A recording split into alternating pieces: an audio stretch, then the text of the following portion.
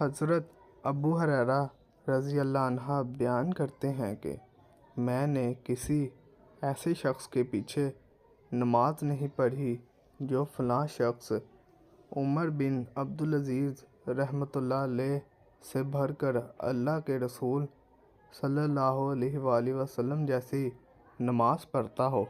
ہم نے اس شخص کے پیچھے نماز پڑھی، وہ ظہر کی پہلی 2 رکعتیں لمبی کرتا تھا اور آخری 2 ہلکی پڑھاتا تھا۔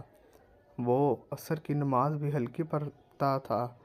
وہ مغرب کی نماز میں چھوٹی مفصل صورتیں پڑھتا تھا اور عشاء کی نماز میں اور اس جیسی صورتیں پڑھتا تھا اور صبح کی نماز میں لمبی صورتیں پڑھتا تھا۔